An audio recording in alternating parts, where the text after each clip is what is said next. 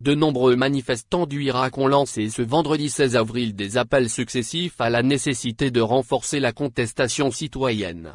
Conscients des difficultés actuelles que traverse l'Algérie, ces Irakistes ont fait part de leurs craintes vivaces concernant le futur proche du pays à la lumière des crises économiques, financières et sociales qui secouent l'Algérie depuis le début de la pandémie de la Covid-19.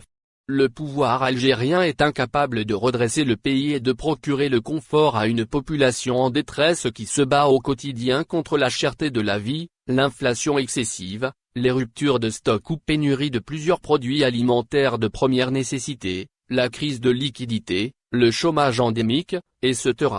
Cette vérité s'est imposée à tous les esprits y compris au sein des rangs des partisans habituels et traditionnels du pouvoir algérien. Ce pouvoir va nous mener vers la disette, la famine, peut-on lire ce vendredi 16 avril sur de nombreuses pancartes brandies par des manifestantes et des manifestants issus de toutes les couches de la société algérienne.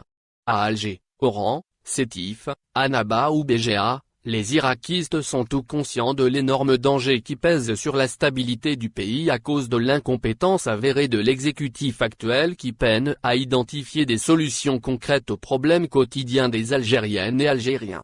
Le renforcement de la contestation semble donc inévitable pour accélérer le changement au moment où le pouvoir algérien tente toujours d'imposer le statut pour garantir son maintien aux commandes du pays. Mais ce renforcement passe obligatoirement par de nouvelles actions de protestation, de nouveaux modes d'organisation et de structuration du Irak. Face à l'insuffisance des marches hebdomadaires, le Irak est condamné à se renouveler, se réinventer pour tenter de sauver l'Algérie d'un péril majeur à travers une crise multidimensionnelle qui la menace.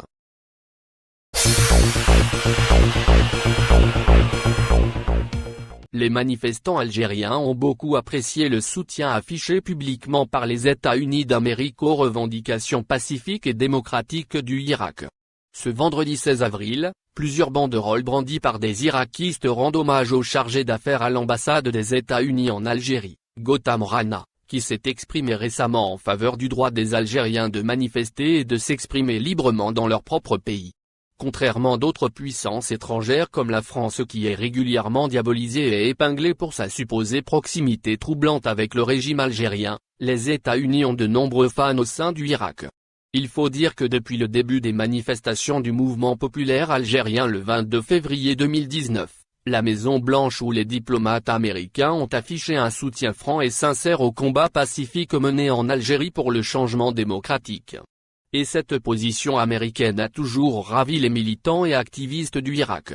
Le 7 avril dernier, le chargé d'affaires à l'ambassade des États-Unis en Algérie, Gautam Rana, a suscité un véritable buzz en Algérie lorsqu'il a fait des déclarations élogieuses sur la chaîne Al-Ura TV à l'égard du retour des manifestations du mouvement populaire Irak. Invité à commenter le retour des marches du Irak, Gautam Rana avait effectivement indiqué que les États-Unis promeuvent la démocratie et les institutions démocratiques à travers le monde.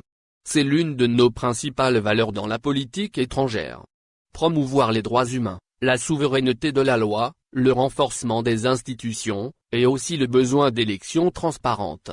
Pour ce qui est de l'Algérie, les États-Unis soutiennent le droit du peuple algérien à exprimer son opinion, de manifester pacifiquement, avait déclaré encore le chargé d'affaires de l'ambassade américaine, qui a souligné que cette question concerne l'Algérie et il revient au peuple algérien de développer ses institutions et son gouvernement.